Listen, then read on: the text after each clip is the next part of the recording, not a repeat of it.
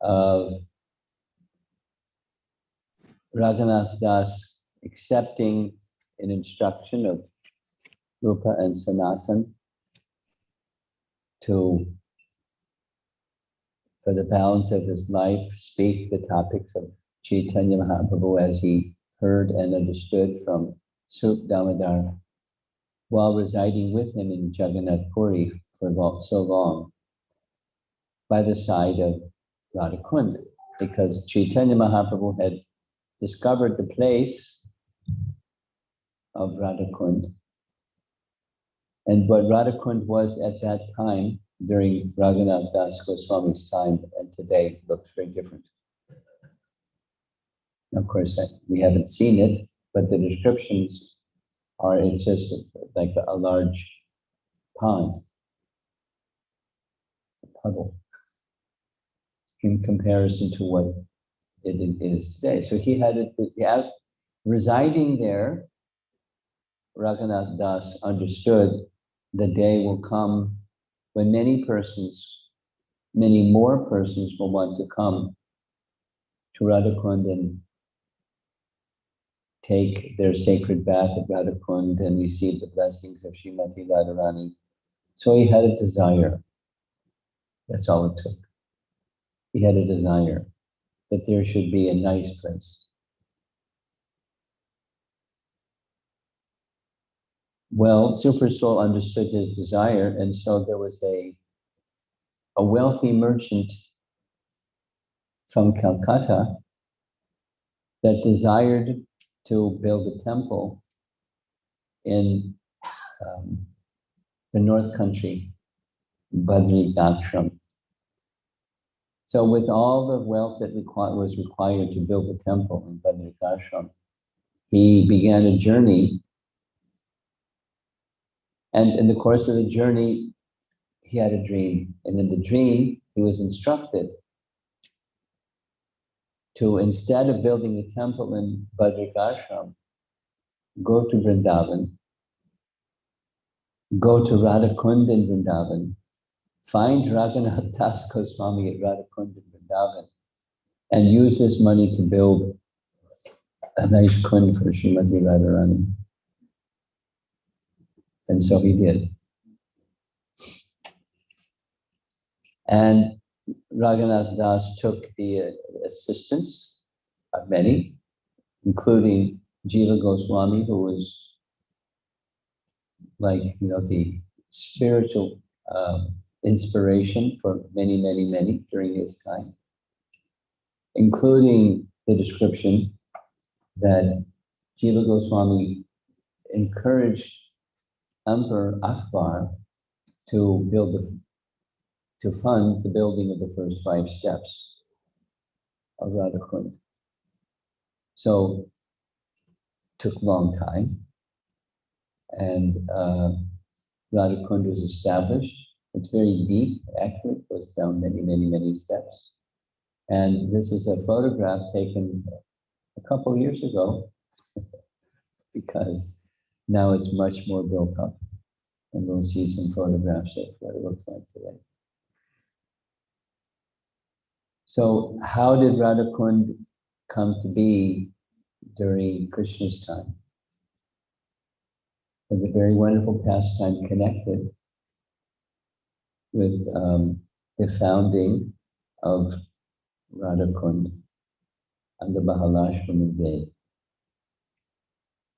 It is connected to the pastime of the killing of the Arista-sura demon. Now, as we know, Arista-sura was one of many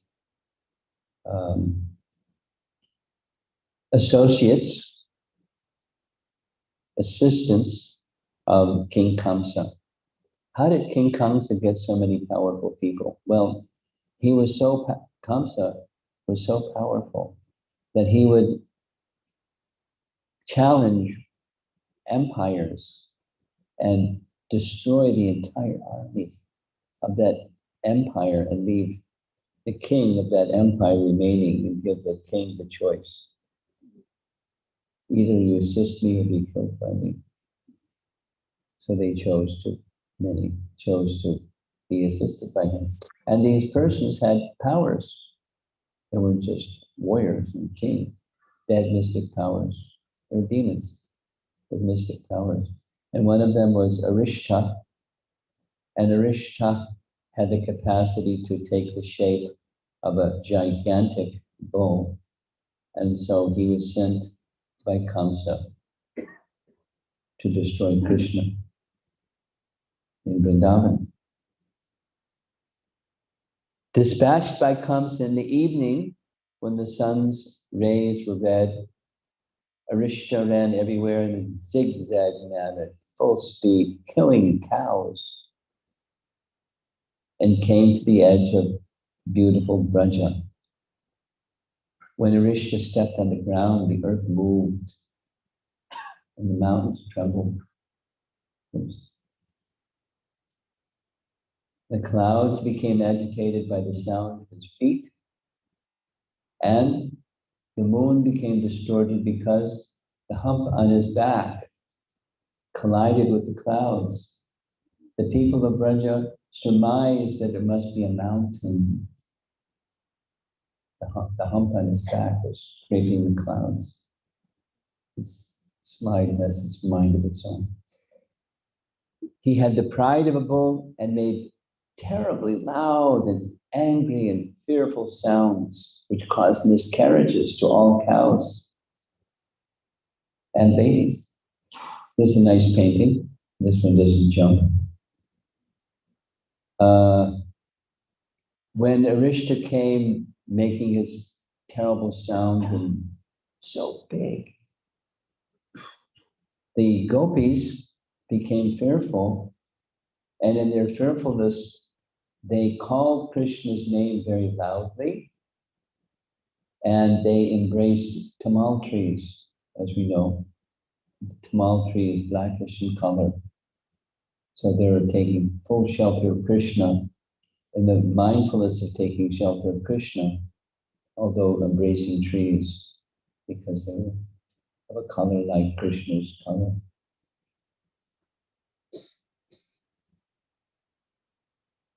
The cows and people all became terrified and called out to Krishna. Hearing just a trace of their wailing, merciful Krishna appeared before them and said, "Do not fear." When he said, "Do not fear," that's all it took. Just Krishna's words. Their fear disappeared. He then beckoned Arista, making the sound of an angry bull, announcing to Arista, "You can easily be killed. I am just here to punish miscreants like you." Shivarista. It's part of the drama. Placing his arm on a friend's shoulder, Krishna laughed loudly. This increased Arishta's anger, but destroyed the worries of his friends, thus provoked Arista. You've seen bulls do this. They paw the ground in front of them before they charge. You've seen? And then, with clouds hovering around his upraised tail, Arista furiously charged Krishna. See the cowherd boys? He's dangerous. The bulls are dangerous. Have you seen a big bull before? I remember once visiting the Villa Vrindavan farm in Italy. And at the bottom of a hill was a barn where they kept cows. And over there was a separate place they kept a bull. And this bull was a big guy. He was snorting and bellowing and pawing the ground, and just, you know, that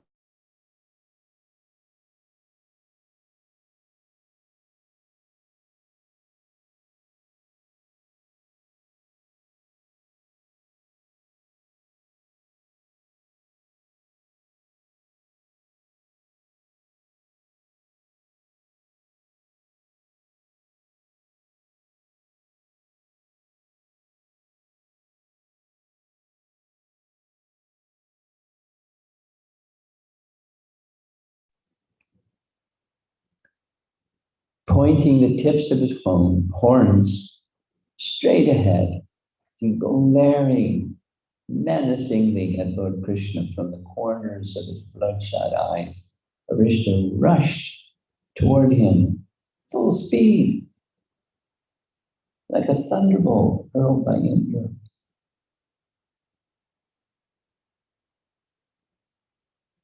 The Supreme Lord seized Aristasura by the horns and threw him back 18 steps, just as an elephant might do, fighting a rival elephant.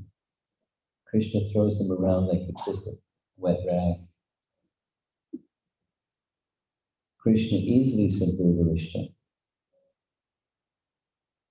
Holding his sharp horns in his noose-like arms, he faced the demon and kicked him strongly 18 times. Somebody didn't turn their phone on. Thus repulsed by the Supreme Lord, the bull demon got up and, breathing hard and sweating all over his body, again charged in a mindless rage. So what did Krishna do? Casually, Krishna threw him high up in the air, making him tumble about. That's the second time he charged. As Arista again attacked, Lord Krishna seized him by the horns and knocked him to the ground with his foot. Pulling out his horn, Krishna spoke. Though inauspicious, you have taken an auspicious form of a bull. The form of a cow is more auspicious than a pile of your horns. And he threw him to the ground. Not only he threw him to the ground, the Lord then thrashed him as if he were a wet cloth, striking him with his own horn until he lay prostrate. As you see the painting, to me it looks like the parikrama path going around Vrindavan. Those of you who've seen that place. So he broke off his horns. The horns that were supposed to kill Krishna, Krishna broke them off and smashed him and smashed him and smashed him with his own horn. Vomiting blood and profusely excreting stool and urine, kicking his legs and rolling his eyes about, Arista thus went painfully to the abode of death. The demigods honored Lord Krishna by scattering flowers upon him. So many of these paintings, they're very old. Here's a series of very old paintings showing step by step Krishna breaking off the horns and smashing it with his own horns. So Krishna then happily, he wanted to report to the gopis, you called very loudly for my protection, so I came. And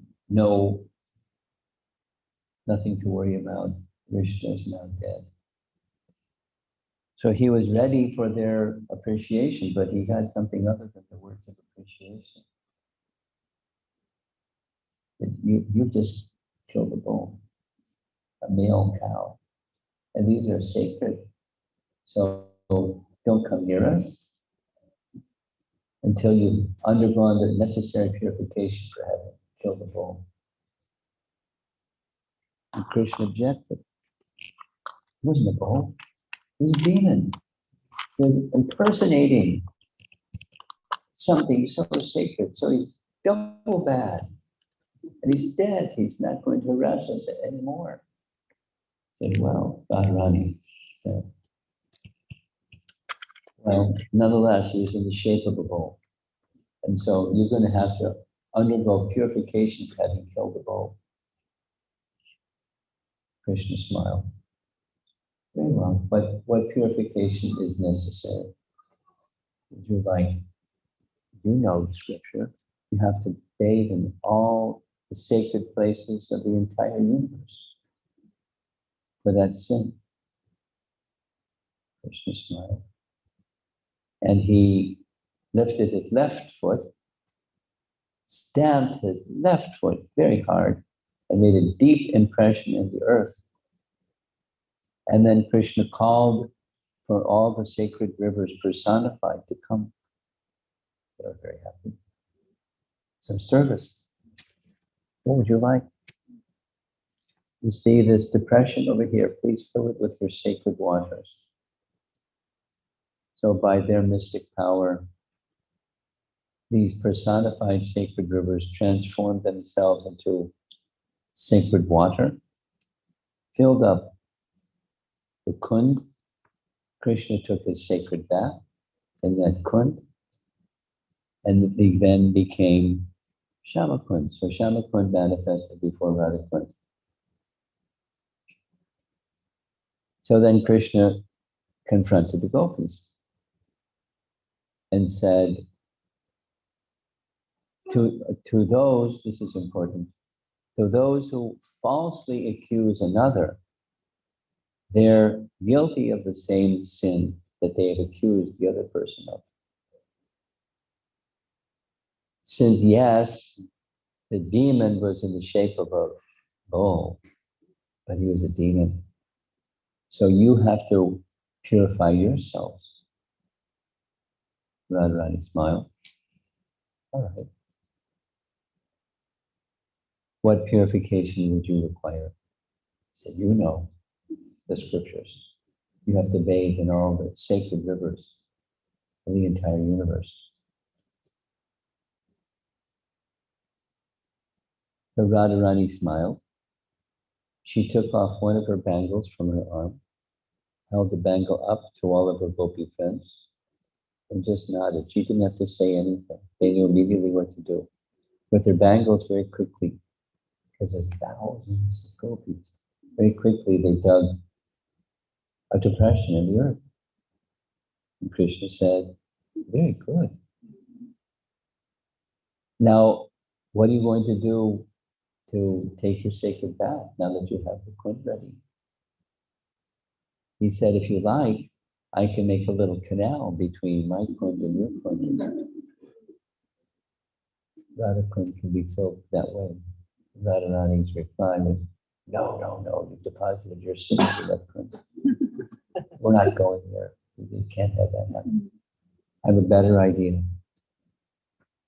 So you know how long is Govardhan Hill? Govardhan Hill is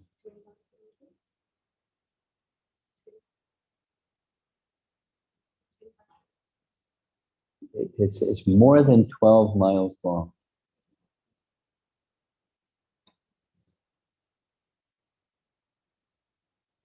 When you've been to Govardhan Hill? Of course. Lots of. Okay. So when you're passing through Govardhan town, you take that little zigzag and you start heading straight south again. There's a big sign. It says, it's not miles, it's kilometers. 6 kilometers to Lota Baba. So that means it's around 12 kilometers in length, plus the Govardhan town in the middle. So the gopis made a human chain all the way from Radha Kund to Manasi Ganga with clay pots in their hands. That's 6 kilometers worth of human chain.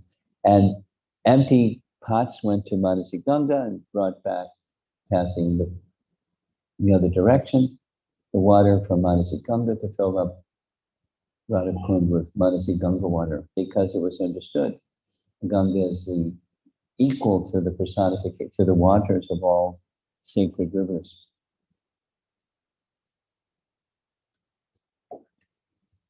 And so Radha Kund was established very nicely. The gopis took their sacred bath, and Krishna made some pronouncements about Radha Kund. Let this Kund become more celebrated even the my Kund, and that you be, this Kund is none different than you. Let it be understood like that in the future. So here's a nice photograph on the side towards us. That's Radha Kund. On the opposite side, that's Shama Kund. And look very closely.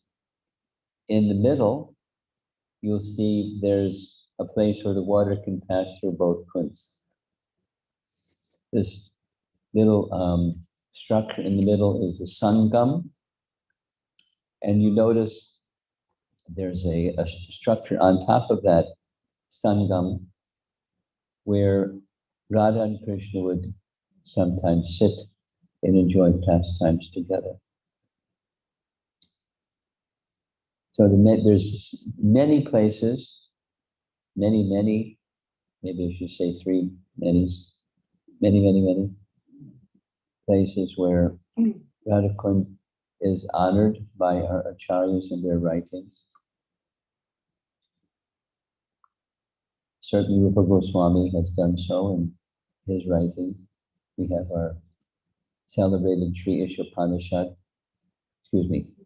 Nectar of Instruction, Upadesha Amrita, where the glories of Radha Kund are identified, and many other places. Sometimes in the rainy season, one can see that already the kunds are flowing together at this Sangam when the water level becomes high. Here's from Rupa Goswami's writings. Where is that intelligent person who is unwilling to serve the divine Radha Kund, which is situated at the foot of Govardhan Hill? Now sometimes, there's another photograph of when it's the rainy season. You can't even see that Sangam structure, but this little figure in the center is a place where Radha and Krishna come and sit together. Here's an artist's conception of what it might have looked like before there was the structure that we see there today. And amongst our acharyas who have written something about Radha Kund, one of them, celebrated one, is Vishwanath Chakrabarti Thakur. We're going to see some of his prayers and glorification of Radha Kund. Notice on the left-hand side of this photograph, there's a structure sticking out into Radha Kund. And there's a tree on top of that little structure. That structure is the sitting place of Janava. Many of you know this, but we'll say it anyway. During the time of Lord Nityananda, Janava was very busy in another part of India serving Lord Nityananda. After his departure, she remained, and she took the opportunity during that period of time to visit various places such as Vrindavan. And when she came to Radha Kund, she came to a place where there was no temple, but she informed everybody, this is the place of Gopinath. You should build a temple for Radha Gopinath right here. And so there's now a temple of Radha Gopinath. And in the back side of Radha Gopinath temple is where Janava would come and sit. So they made, the Brijvasis, made a special little extension that goes out the back side of the Radha Gopinath temple. And there's a little extension that goes into Radha Kund where she could sit.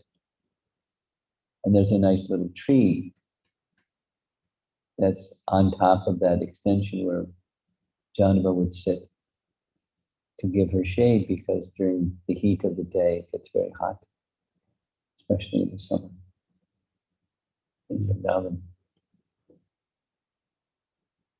One day when Janava returned from just chanting japa and becoming absorbed in Krishna's pastimes, she informed the devotees what vision she had. The vision she had was there was a bridge spanning over Radha Kund. And on the bridge were Radha and Krishna and the gopis having pastimes together. The many times that I've been to Radha Kund, I've never seen a bridge. I've never seen Radha and Krishna performing pastimes on the bridge with many gopis. But Janava had such power, such vision to experience their pastimes. So this is a very nice place, Janava Baitak, the sitting place of Janava. Here is a prayer by Vishwanath Chakrabarti Thakur. Radha Kund and Shama Kund are Govardhan's two love-filled eyes. They are two great floods of the nectar of beauty. They are two great oceans of splendor. They are two beautiful roots from which sweet devotional service grows.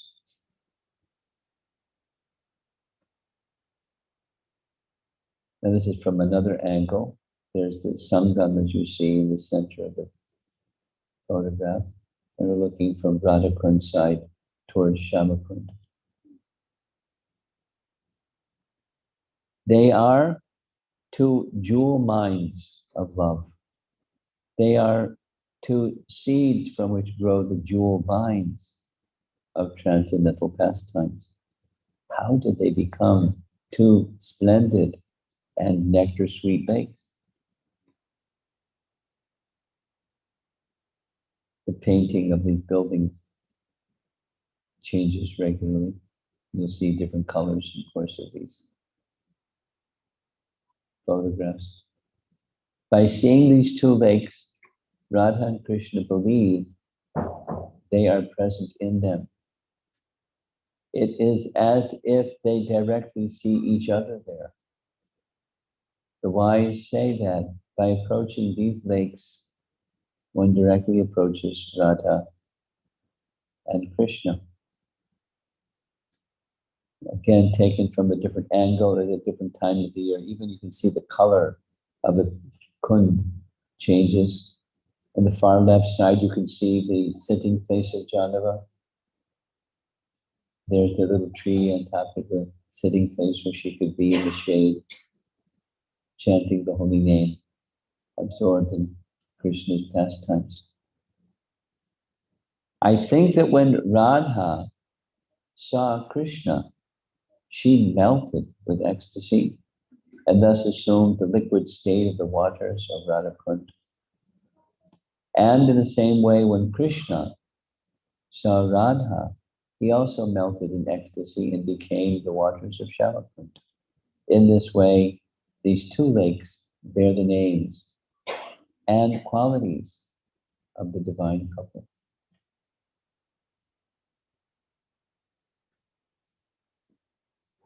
There are many wonderful writings about the glories of Radha Kund and Shama Kund. The essence of it is Radha Kund is non different than Srimati Radharani, or the ecstasy of love of Srimati Radharani.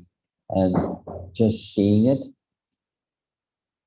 touching it, dropping a few droplets of water on your head, getting the mercy of Srimati Radharani is something pilgrims come from all over to do. And Bahalashmi, we're going to see some photographs of this festival, Bahalashtami festival.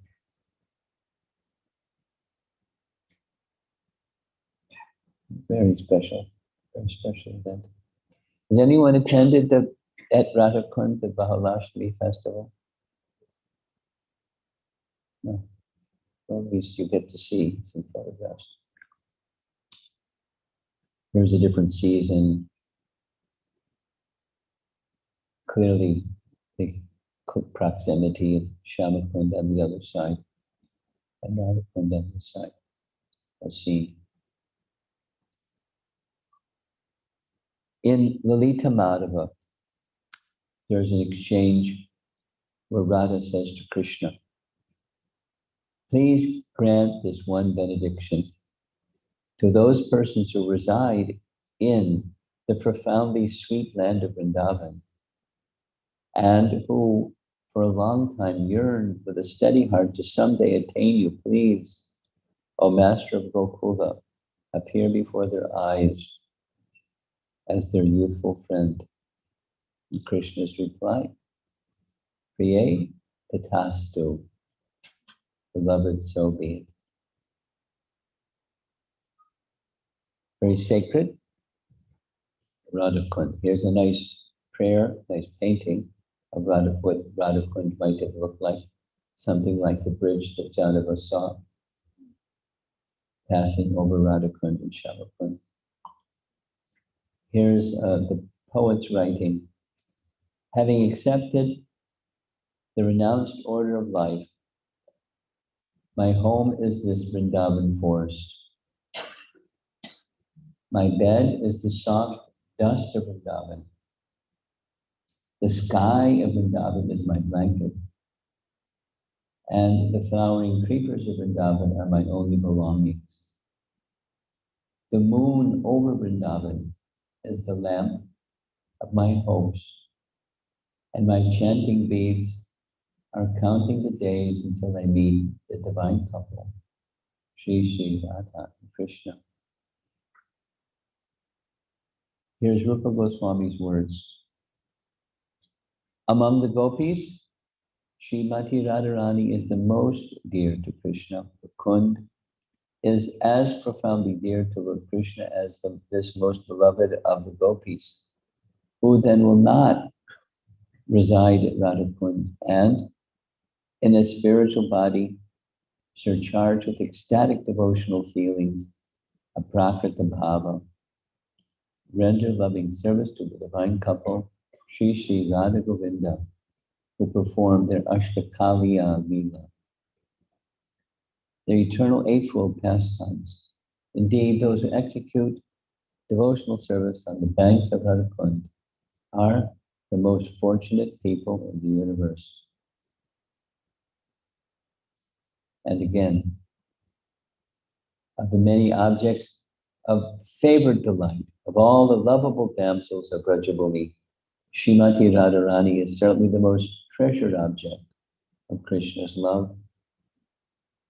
And in every respect, her divine Kund is described by great sages as similarly dear to him. Undoubtedly, Radha Kund is very rarely attained, even by the great devotees. Therefore, it is even more difficult for ordinary devotees to attain.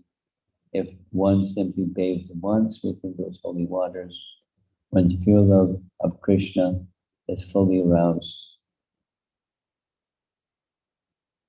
Rupa Goswami's words. Here's again, same photo you've seen of Radha Kund during the day.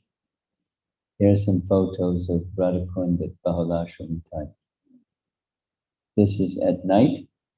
The crowds are just beginning to gather. And as the crowds are gathered at Bahalashmi time, there's a zillion people waiting for the stroke of midnight to come. Now, I don't know if you have that practice here in Singapore, but in America, when it's New Year's, as the clock is moving to midnight, it's wild. And then when it's midnight, people go nuts. You know, it's a celebrated event in New York City at Times Square. But you know, Radha Kund is celebrating Srimati Radharani's appearance. And many, many lamps are lit by the side of Radha Kund.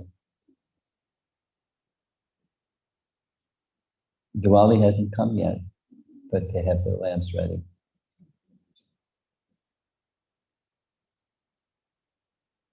Very wonderful celebration.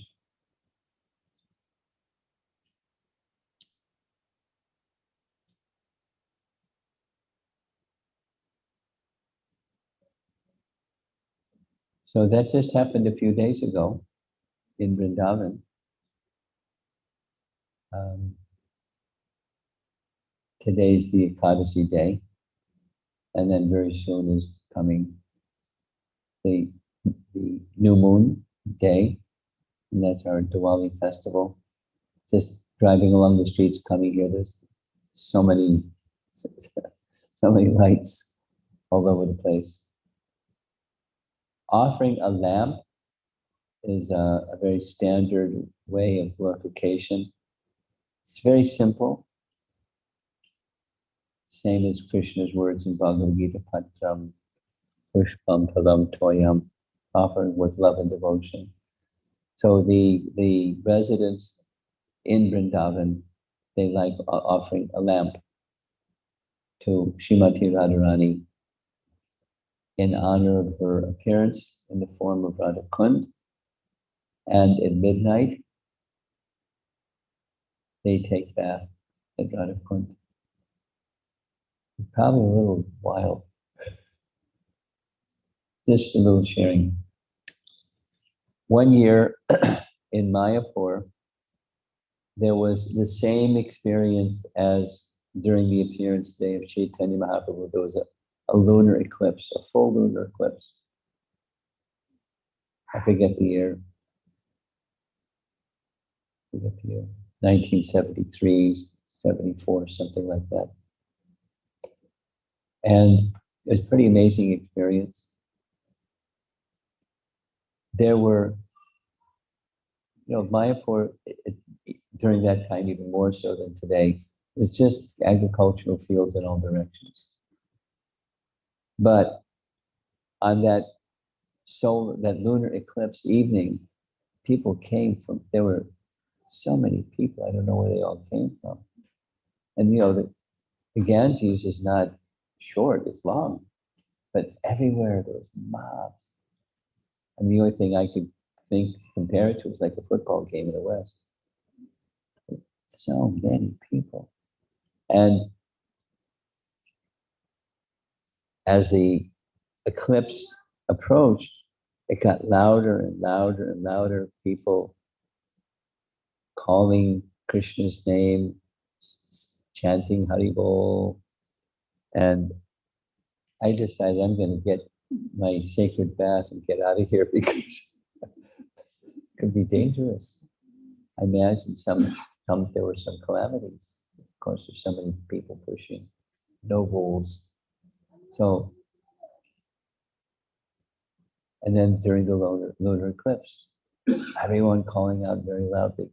It was ecstatic, remembering that was the circumstance created for Chaitanya Mahaprabhu's appearance. So this is the dark moon night coming for Diwali, and many people also offering their lamp in honor of the Supreme Lord. We'll speak something about that on Diwali Day. But for now, it's honoring the appearance day of Srimati Radharani's sacred Kund, Radha Kund.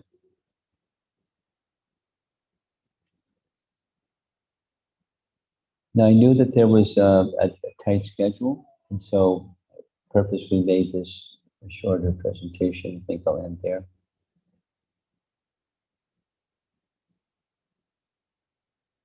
Is there time for comments or questions?